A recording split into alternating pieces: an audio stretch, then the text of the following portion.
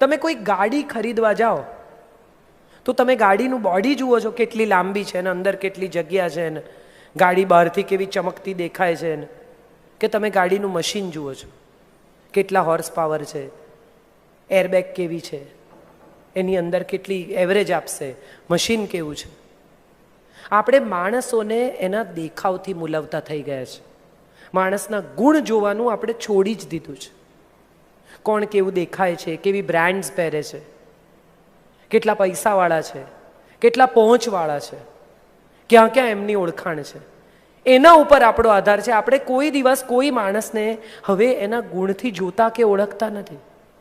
બહુ પહોંચેલા છે, એમની બહુ ઓળખાણો છે, બહુ મોટા માણસ છે, આવી ઓળખાણો હોય છે લોકોની.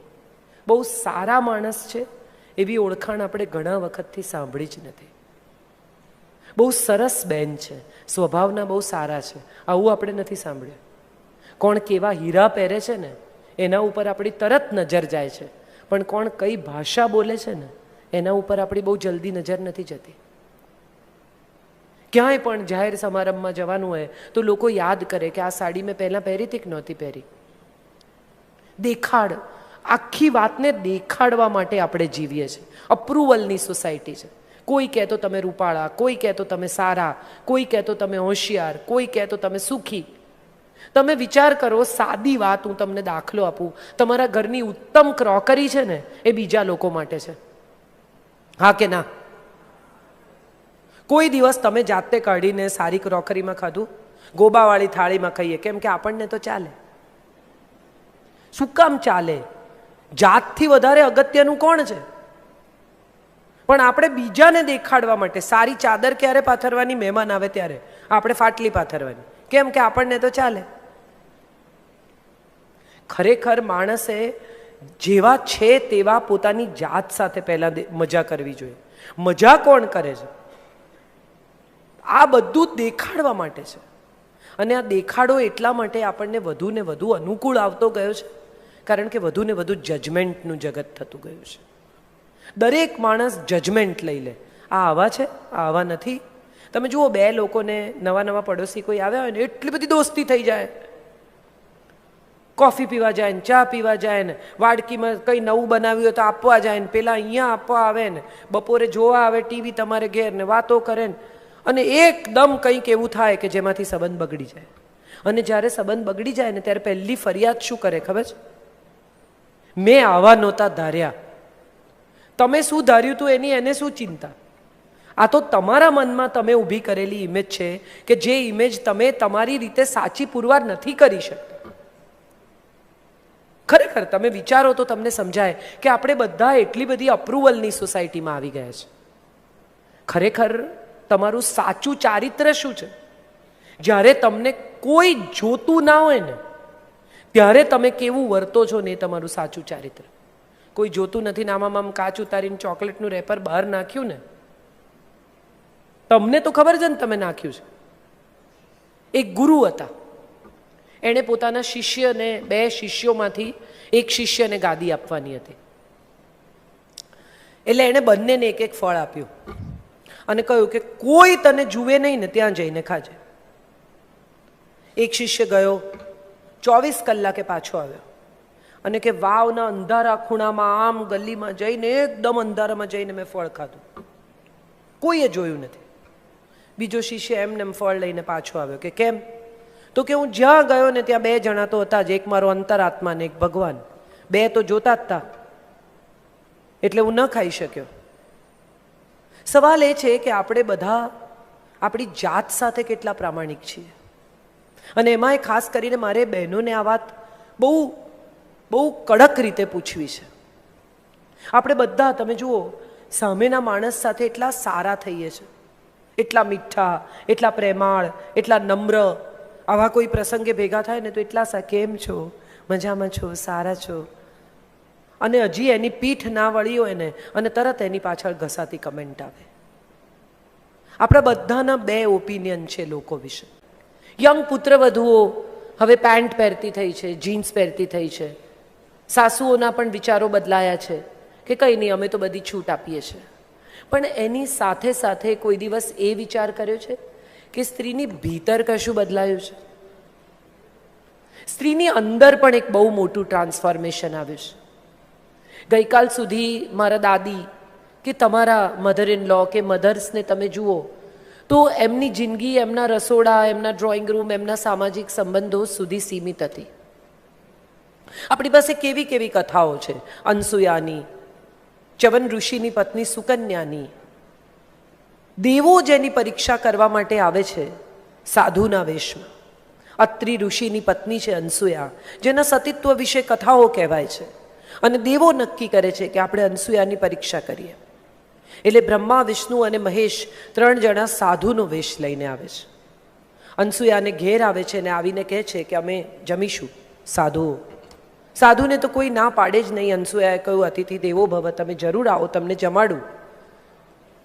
એણે જેવી રસોઈ કરવાની શરૂ કરી કે સાધુએ એક શરત મૂકી કે અમે તો નગ્ન થઈને જમીએ છીએ, અમે કપડાં પહેરીને જમતા નથી. હવે જો ના પાડે કે હું તમને નહીં જમાડી શકું તો અતિથિ ધર્મ લાજે, અને જો હા પાડે કે કંઈ વાંધો નહીં, તમે નગ્ન થઈને જમજો, તો એનું સતીત્વ, એનો સ્ત્રી ધર્મ લાજે કે આવડા મોટા પુરુષોને નગ્ન જુએ પતિ સિવાયના કોઈને. અનસુયા થોડી ક્ષણ વિચાર કરે છે, ઈશ્વરનું નામ લે છે, હાથમાં પાણી લે છે અને દેવો ઉપર પાણી છાંટે છે કે આનું મને બેસ્ટ સોલ્યુશન મળે.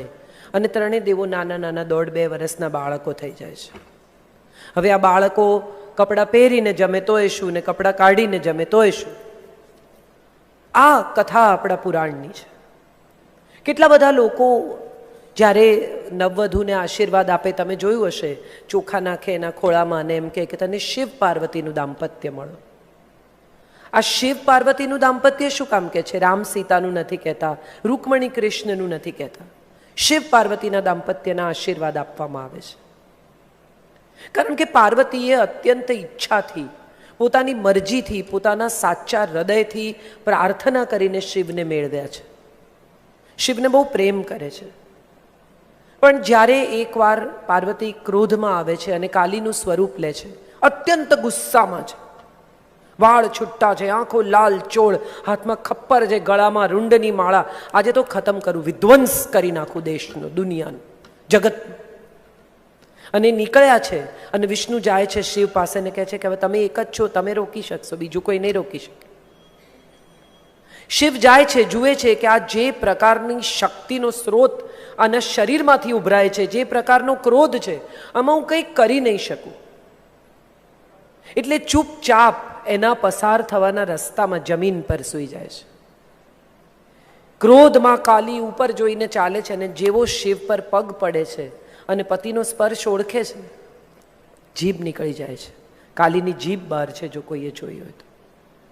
અને જેવી જીભ બહાર નીકળી જાય છે અને એને ખ્યાલ આવે છે કે મેં મારા પતિના ઉપર પગ મૂક્યો, ક્ષમા માગે છે, શાંત થઈ જાય છે.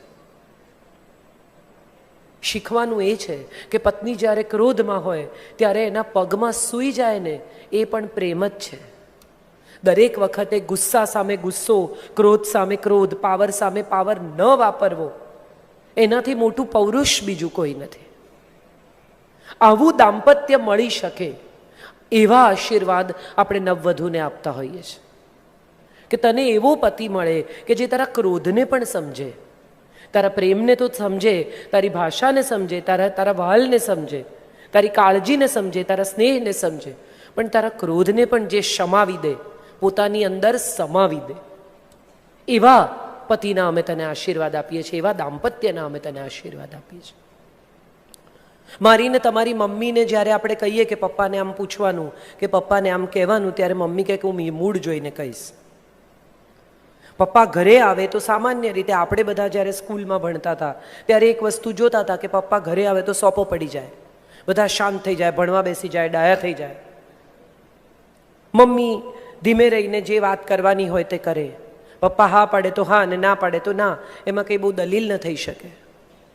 હવે જ્યારે સમય બદલાયો છે ત્યારે પતિ પત્ની ઇક્વલ લેવલ પર છે. કમાય છે સ્ત્રીઓ મોટા ભાગની, જે નથી કમાતી એને પણ પોતાનો એક પાવર છે, એને પણ પોતાનો એક અભિપ્રાય છે.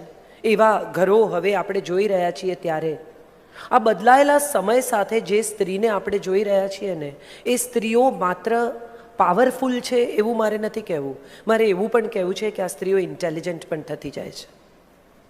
થોડો સમય પહેલાં તમે પત્નીને કહો કે બેંકની સ્લીપ ભરવાની છે, મારી મમ્મીને ન આવડતું કે મારા સાસુને ન આવડતું, મને આવડે છે, ને મારી વહુ કદાચ ઇન્વેસ્ટમેન્ટની સલાહ આપશે કે મમ્મી આમ ન કરાય આમ કરાય. શું બદલાતા સમય સાથે સ્ત્રીનો રોલ બદલાયો છે, સ્ત્રીનું જ્ઞાન બદલાયું છે, એની સમજણ બદલાઈ છે, એની આવડત બદલાઈ છે, પણ એની અંદરની જે સ્ત્રી છે ને એ એટલી જ રુજુ, એટલી જ કોમળ, એટલી જ પ્રેમાળ રહી છે. એટલે આ સિંક્રોનાઇઝેશન થતું નથી. એને બહાર જઈને કમાવાનું છે એવું એને બાળપણથી શીખવવામાં આવે છે, પણ એ જ્યારે ઓફિસમાં જાય છે ત્યારે એનું ચિત્ત ઘરે છે, કારણ કે એનું બચ્ચું ઘરે છે. મોટા ભાગની વર્કિંગ મધર્સને મેં જોઈ છે કે એને એટલું બધું ગિલ્ટ હોય કે હું મારા બાળકને સમય નથી આપી શકતી. એને કામ કરવું છે કારણ કે ભણેલી છે, એને કરવું છે આ બધું કારણ કે એની પાસે ઓપોર્ચ્યુનિટીઝ છે, કારણ કે એને આ માટે તૈયાર કરવામાં આવી છે. પણ એની સાથે સાથે વર્કિંગ મધર્સનું ગિલ્ટ સાવ જુદું છે. અને એના ભીતરમાં એવું પણ છે કે આ ગૃહિણી જે પૂરેપૂરો ટાઈમ આપે છે એટલો ટાઈમ હું મારા બાળકને આપી શકતી નથી. હું હંમેશા એ સ્ત્રીઓને એવી સલાહ આપું કે તમે કેટલો ટાઈમ આપો છો ને એ અગત્યનું નથી, તમે કેવો ટાઈમ આપો છો ને એ બહુ અગત્યનું છે. માં આખો દિવસ ઘરમાં હોય પણ એ રસોડામાંથી બહાર જ ના આવતી હોય, એને બદલે ભલે વર્કિંગ મધર હોય પણ પાછી આવીને 2 જ કલાક સંપૂર્ણપણે 100% પોતાના બાળકને આપતી હોય, તો હું માનું છું આ 2 કલાક વધુ અગત્યના છે પેલા આખા દિવસ કરતાં. હવે એક આખી નવી સમજણ સંબંધોમાં આવી છે. પહેલાંનો સમય હતો કે સાસુ વહુ વિશે જોક્સ થાય ને સાસુ વહુ વિશે આમ થાય ને સાસુ વહુને ઝઘડા જ થાય ને સાસુ વહુને બને જ નહીં ને આવી એક માન્યતા સાથે લોકો જીવતા.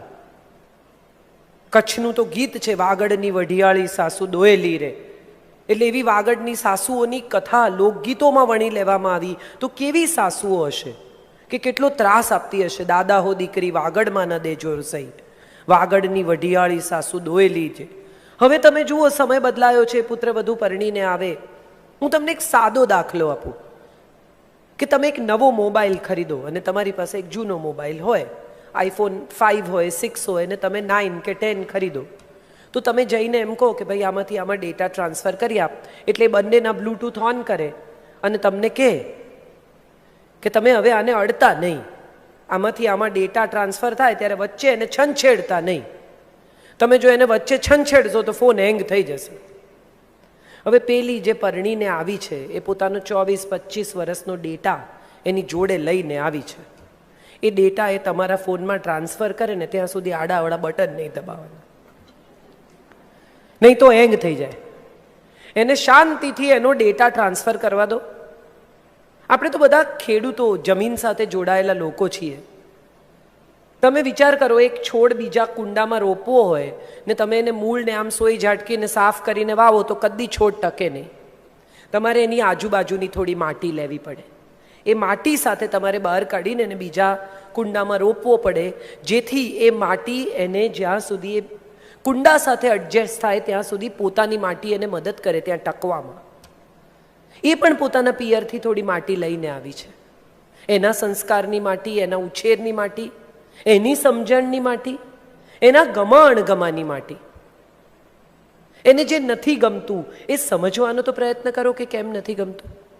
હું ઘણીવાર એવું જોઉં કે અમારા ઘરમાં આમ ને તમારા ઘરમાં આમ, ત્યારે મને હંમેશા એવું થાય કે જે છોકરી પોતાનું નામ, અટક, ટેવ, ફૂડના ટેસ્ટ બધું છોડીને તમારે ઘેર આવીને એડજસ્ટ થઈ રહી છે, એને અમારું ઘર અને તમારું ઘર શું હોય છે? એને આપણું ઘર હોય છે. આપણે કેમ આટલો સ્વીકાર શરૂઆતથી નથી કરી શકતા એ સવાલ મને હંમેશા પજવે છે. આજથી 10 વર્ષ પહેલાં જે માન્યતાઓ હતી, જે જીવનની રીત હતી, હવે આજે જ મેં મારા ભાઈને ત્યાં વેજીટેબલ ક્લીનર જોયું, પ્રેસ્ટીજનું, જે પહેલાં કોઈ દિવસ આપણે જોયું નથી. ઓક્સિજન જનરેટ કરે અને તમારે એને એક બોલમાં મૂકીને શાકભાજી, દાળ, કોઈ પણ ચીજ સાથે એમાં બબલ થાય ઓક્સિજનના અને શાક ધોવાઈ જાય. આવું ધોવાની જરૂર ક્યારે પડી?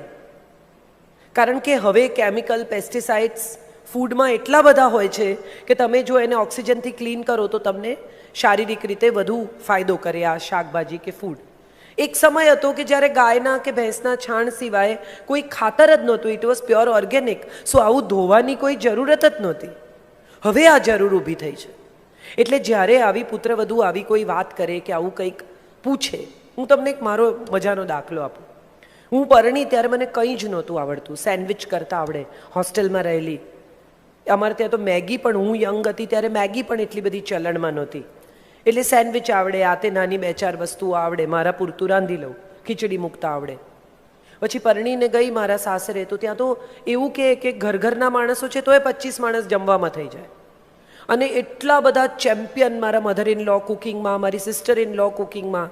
મેં 2-4 વાર રસોઈ કરી તો એ લોકોને તો કંઈ ભાવે નહીં. દરેક વખતે એમ કે તું તો મોડું ને ધોળું રાંધે છે. મારાથી એમના જેટલું તેલ નંખાય નહીં, એટલો મસાલો નંખાય નહીં. ને દરેક વખતે લોકો ખાય નહીં, ખબર પડે કે એમને ભાવ્યું નહીં. પછી મને થયું કે આ કોમ્પિટિશનમાં તો ઉતરવાનો કંઈ ફાયદો જ નથી.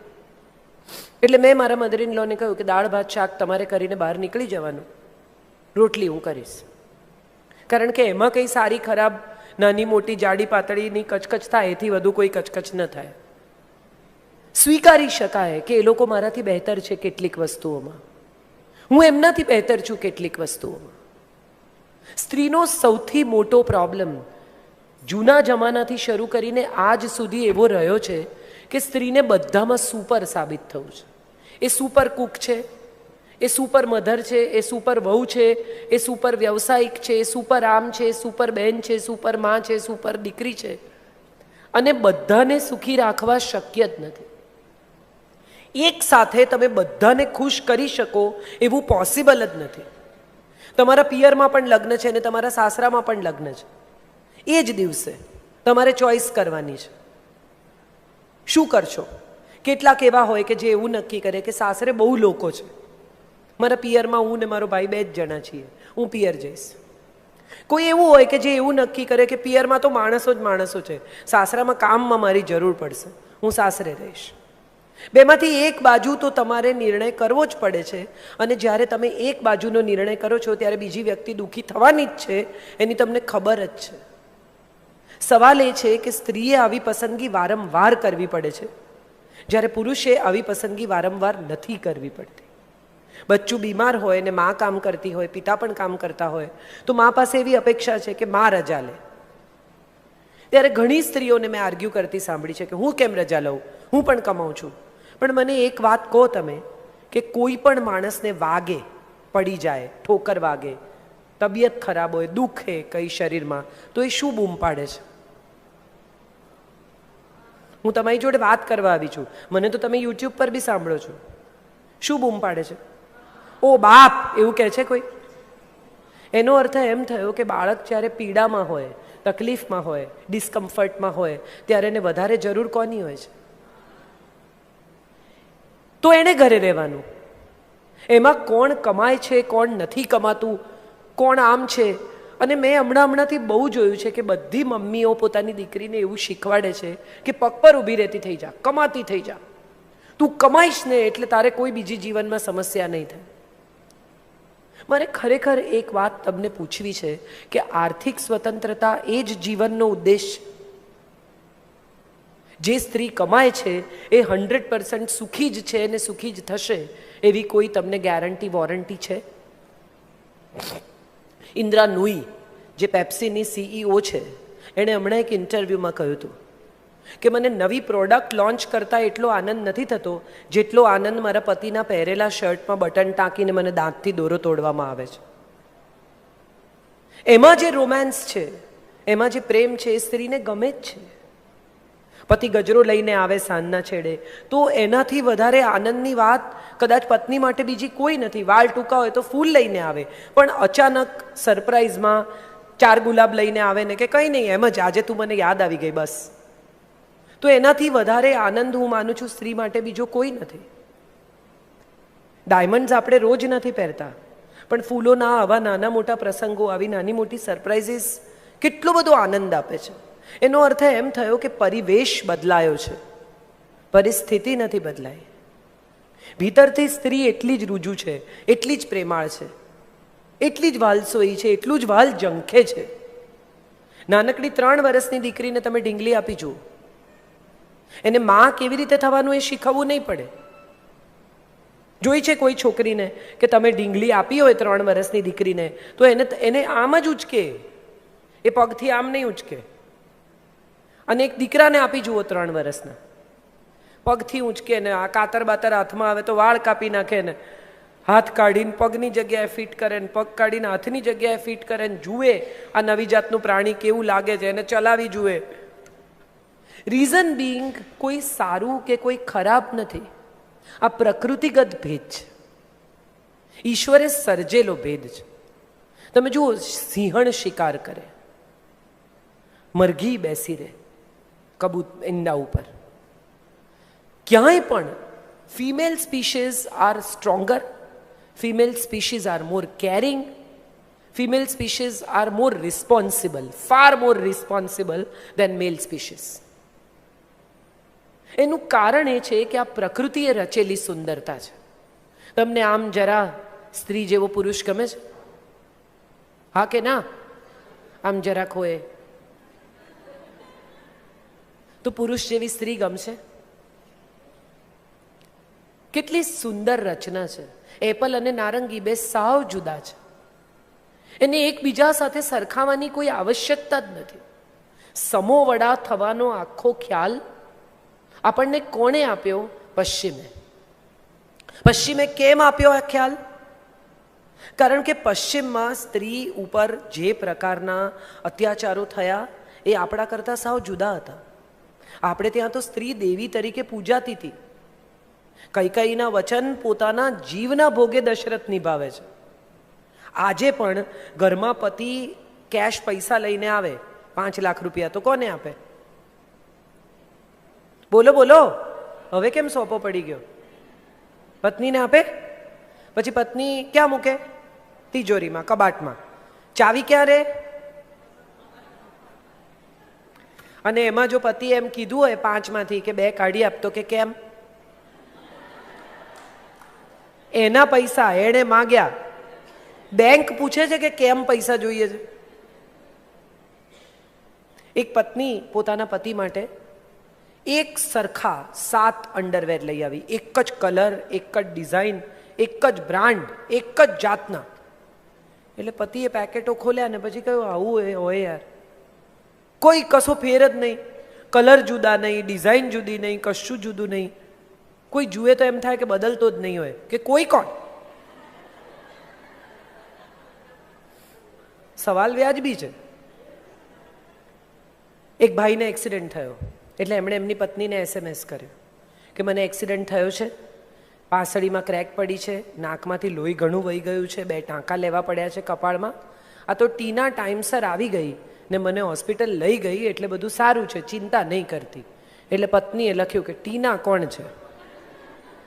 પાસળી વિશે આપણે પછી વાત કરીશું, પહેલા ટીના વિશે ચર્ચા કરી લઈએ કે એ સમયસર કેવી રીતે પહોંચી. મારે જે કહેવું છે એ કહેવું છે કે મોડર્ન હોવાનો અર્થ કમાવું નથી. મોડર્ન હોવાનો અર્થ પુરુષ સમોવડા થવું પણ નથી. મોડર્ન હોવાનો અર્થ દલીલબાજી નથી. મોડર્ન હોવાનો અર્થ તોછડાઈ નથી. મોડર્ન હોવાનો અર્થ નિર્લજ્જતા પણ નથી. શોર્ટ્સ પહેરવી એ મોડર્ન હોવાની નિશાની છે. સ્લીવલેસ પટ્ટીવાળા બ્લાઉઝ પહેરવા એ મોડર્ન હોવાની નિશાની છે. તો આજથી હજારો વર્ષ પહેલાં આપણે ત્યાં સ્ત્રીઓ કંચુકી પહેરતી હતી, ઓફ શોલ્ડર. એ મોડર્ન નહોતી, એ તો પુરાણિક હતી. માત્ર કપડું લપેટીને કંચુકી પહેરતી હતી સ્ત્રીઓ, ઓફ શોલ્ડર બ્લાઉઝ, અને આટલી કમર ખુલ્લી રહેતી હતી. એ ડિઝાઇન તો આજથી વર્ષો પહેલાં આપણા દેશમાં ચાલતી હતી. એમાં શું તમે મોટી નવાઈ કરી મોડર્ન થઈને? મોડર્ન કોણ છે? જે અહીંથી મોડર્ન છે, જે નવી વસ્તુ શીખવા તૈયાર છે, જે નવું કરવા તૈયાર છે, જે નવી પરિસ્થિતિને અડપ્ટ કરવા તૈયાર છે, જે જાણવા તૈયાર છે કે કયા સાધનો બજારમાં મળે છે જેનાથી કામ સહેલું થાય છે. ના, અમે તો અમારા ઘરમાં આમ જ કરીએ, આટલા વર્ષોથી આમ કરીએ છીએ ને એટલે એમ જ ચાલે. આવું જે સ્ત્રી કહે ને એણે કદાચ ક્યાંક કશેક મોડર્ન હોવાની તક ગુમાવી દીધી છે. આપણે કેટલી બધી ફરિયાદ કરીએ છીએ, બધી સ્ત્રીઓ વુમન એમ્પાવરમેન્ટ કરે ને આમ કરે ને અત્યાચાર થાય છે ને ફલાણું થાય છે. મારે બધી સ્ત્રીઓને પૂછવું છે કે સ્ત્રીઓનું કામ સરળ થાય એવા બધા સાધનો કોણે વસાવ્યા, કોણે શોધ્યા? પહેલાં તો મિક્સર, વોશિંગ મશીન, રોટી મેકર, આટા મેકર, બ્રેડ મેકર, ફલાણું ઢીકણું, જેટલા ચોપર, આ જેટલા સાધનો હવે આપણા રસોડાનું કામ સરળ કરે છે એ કોણે શોધ્યા? પુરુષોએ. શેફ પુરુષ છે, એની સાથે આ વાતને નિસ્બત નથી. આ બધા સાધનો સ્ત્રીનું કામ સરળ થાય માટે શોધાયા. અને પતિ ઘરે કપડાં ધોતી પત્નીને જુએ એટલે પહેલું એમ કે ચલો આપણે વોશિંગ મશીન લઈ લઈએ. કયા અત્યાચારની વાત આપણે કરીએ છીએ? મારે જે મોડર્નાઇઝેશનની અથવા મોડર્ન વિચારોની વાત કરવી છે એમાં એક નાનકડી વાત કહેવી છે તમને.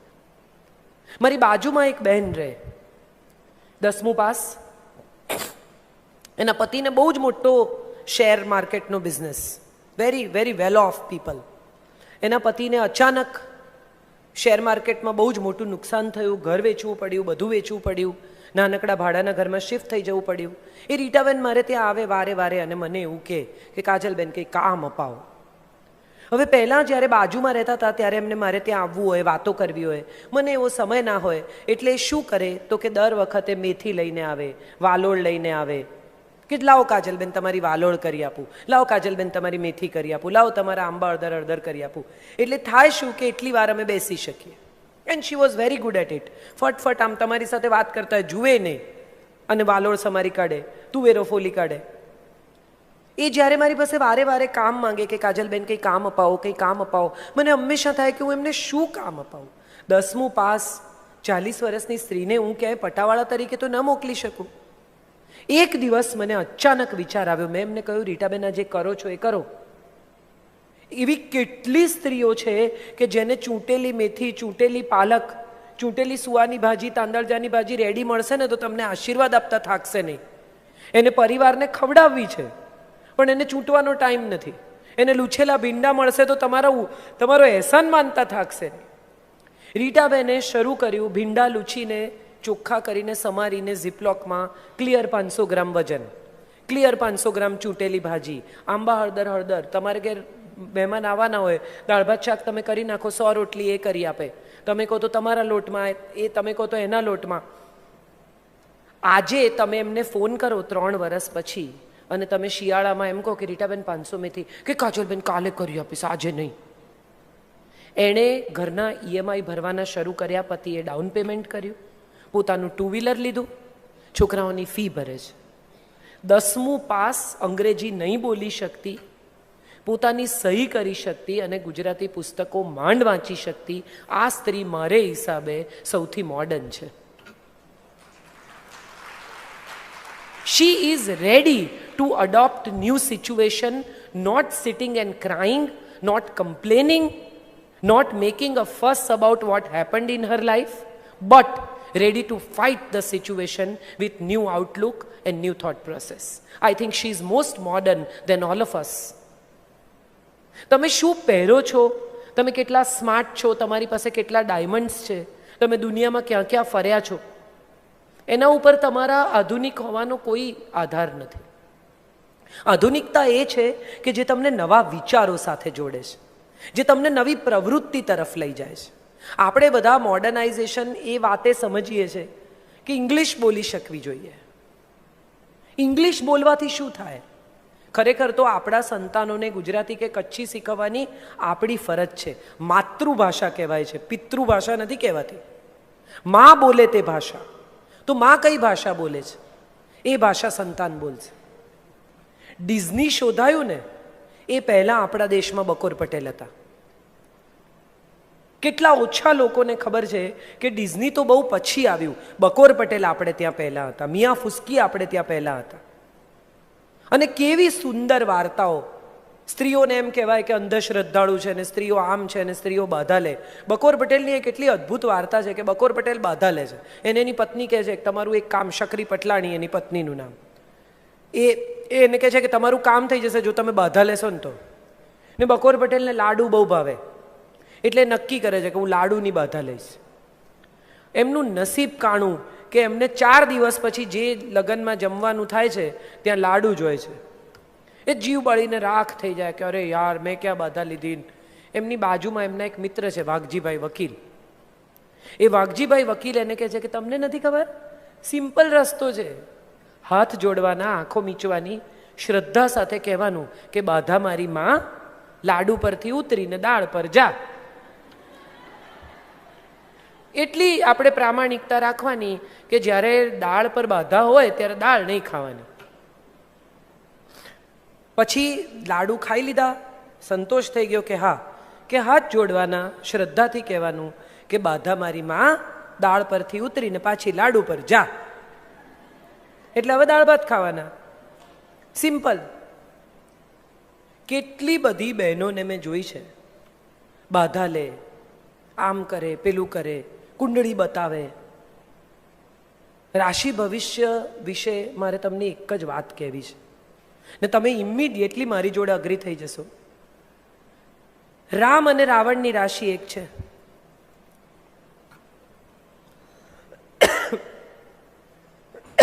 કૃષ્ણ અને કંસની રાશિ એક છે.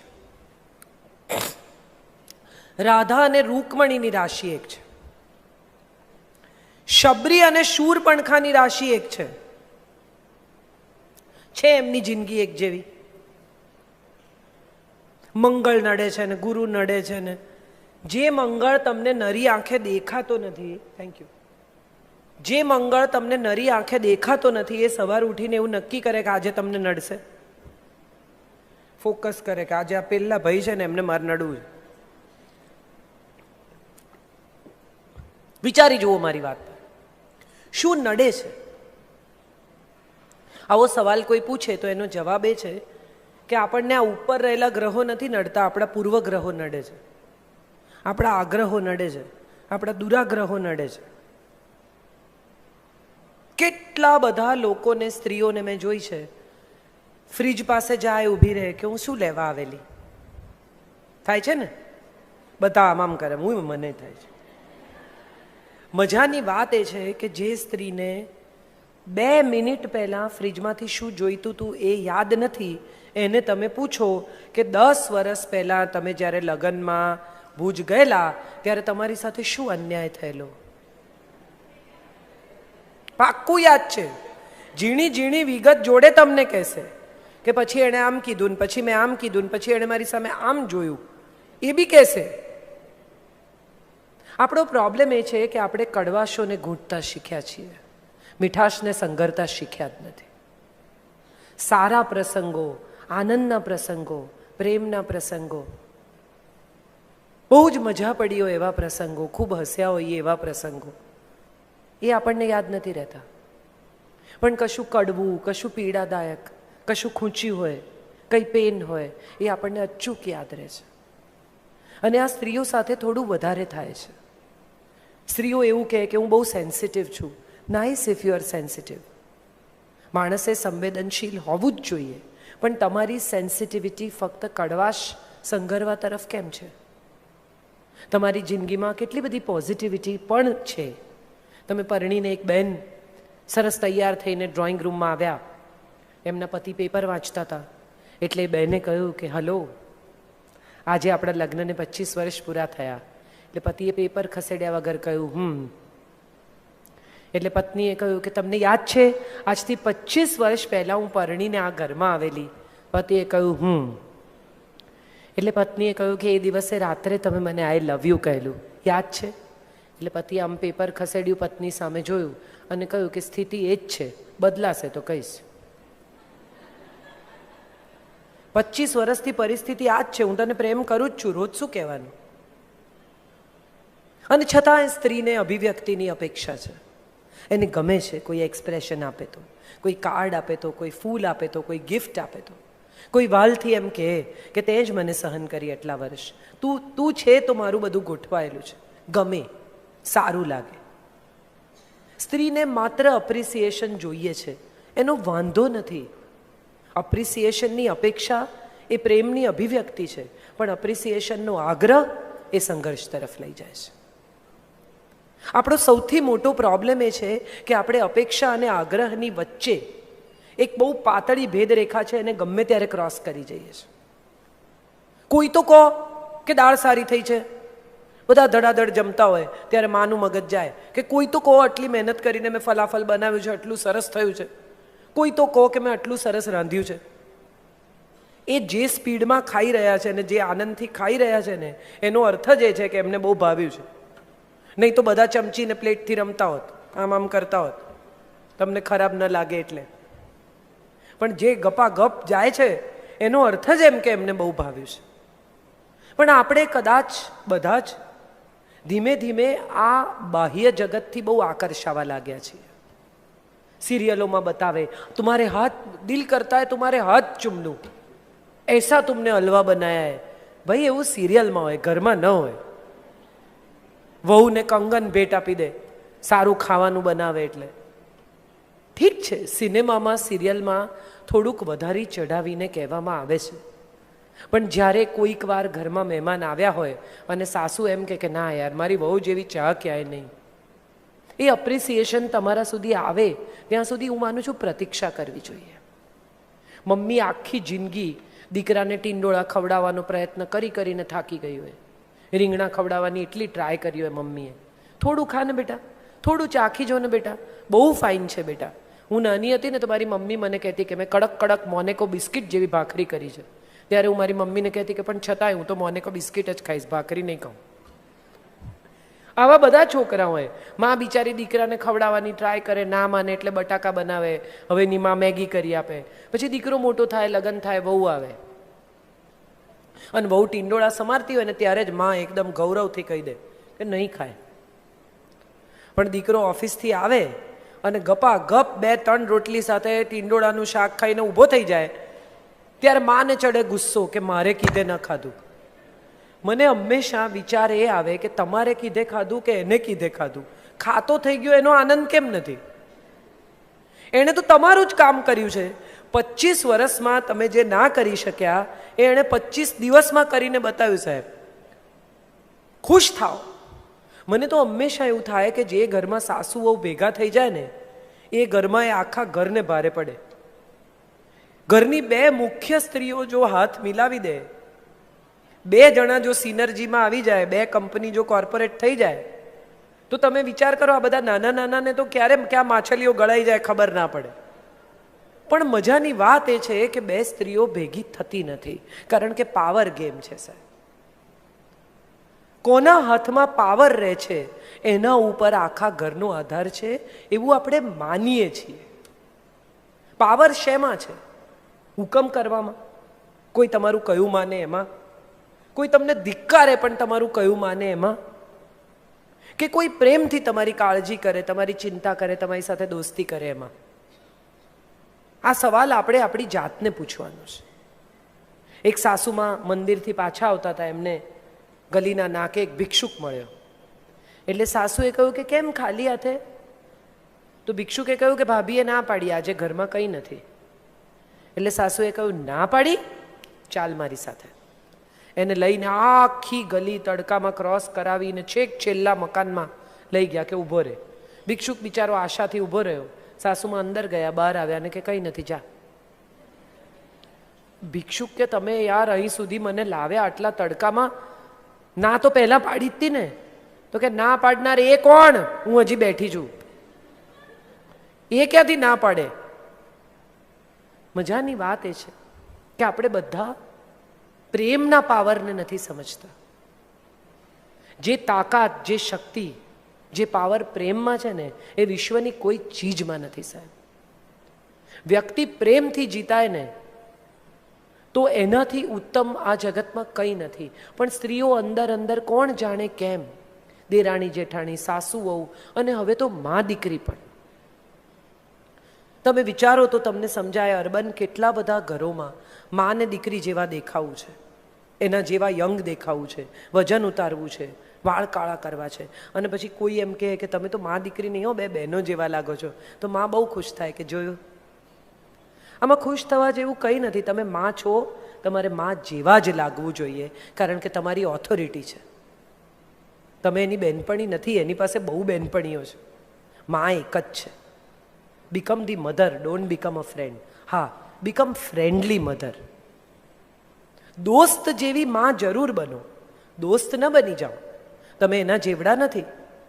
કેટલા બધા ઘરોમાં મેં જોયું છે કે મોડર્ન થવાની આખી જે નવી હોડ ચાલી છે એમાં માં દીકરીને દલીલ કરવા દે, ગમે તેમ બોલવા દે. મને યાદ છે 7 વાગે એટલે મારે ઘરે પહોંચી જવાનું. દીવા બત્તી થાય, મારી મમ્મી હંમેશા કહે કે સ્ટ્રીટની લાઇટ થાય એટલે તું મને ઘરમાં જોઈએ. ઘણીવાર હવે હું વિચારું તો મને એમ થાય કે એ સમય નથી રહ્યો. સ્ટ્રીટની લાઇટ થાય તો દીકરી ઘરે ન આવી શકે.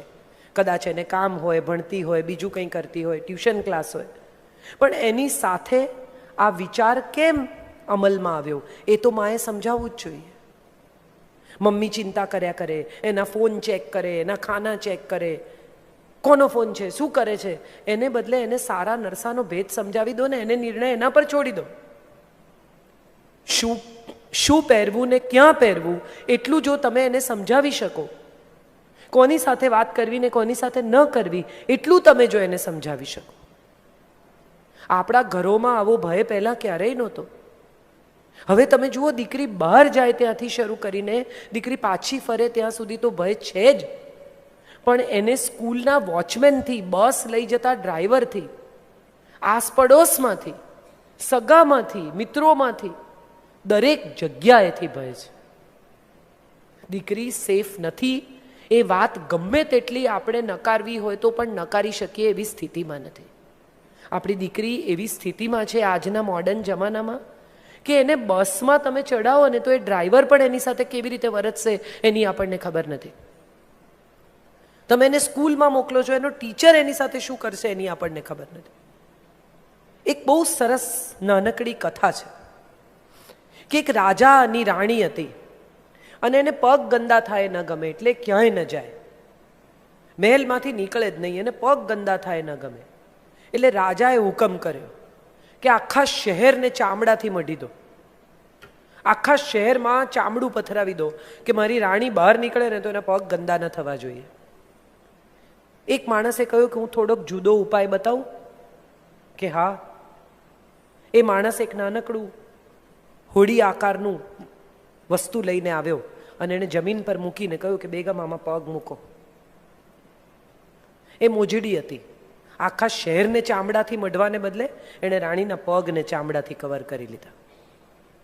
આપણે આપણી દીકરીને એ શીખવવાનું છે કે આખું શહેર નહીં બદલાય, તારે સજાગ રહેવાનું છે. આખી દુનિયા નહીં બદલી શકાય, તારે બદલાવાનું છે.